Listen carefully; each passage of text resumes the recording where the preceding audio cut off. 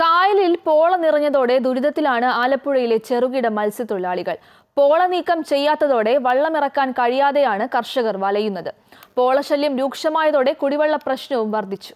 അശാസ്ത്രീയമായ കൃഷിരീതിയും തണ്ണീർമുക്കം ബണ്ട് തുറക്കാത്തതുമാണ് പോള പ്രതിസന്ധിക്ക് കാരണം. മഴ പെയ്യുകയോ ബണ്ട് തുറക്കുകയോ ചെയ്താൽ മാത്രമേ പോള മാറുകയുള്ളൂ. ചെറുകിട മത്സ്യത്തൊഴിലാളികൾക്ക് വള്ളമിറക്കാനാവാത്ത അവസ്ഥയാണിപ്പോൾ. സാധാരണ ജൂൺ ജൂലൈ മാസങ്ങളിലാണ് കായലിൽ പോള നിറയുന്നത്. എന്നാൽ ഇത്തവണ നേരത്തെ എത്തി. പോള ചീഞ്ഞ് വളരെ വൃത്തികെട്ട രീതിയിൽ കിടക്കുകയാണ്. മുഴുവൻ ഗാർബേജുകളും അതുപോലെ എല്ലാ വേസ്റ്റുകളും ഉണ്ട്. ടൂറിസ്റ്റുകൾ, ഈ ഇന്ത്യൻ ടൂറിസ്റ്റുകൾ എറിയുന്ന വേസ്റ്റുകളുണ്ട്. പിന്നെ തോടുകളെല്ലാം നിറഞ്ഞ് ഒരു തരത്തിൽ നമുക്ക് യാത്ര ചെയ്യാൻ പറ്റാത്ത രീതിയിലുള്ള അവസ്ഥയാണ് ഇപ്പം അങ്ങോട്ട് കുട്ടനാട്ടിൽ. അതുപോലെ കുട്ടനാട്ടുകാരൻ്റെ ഏറ്റവും വലിയൊരു ശാപമാണ് ഈ പോള.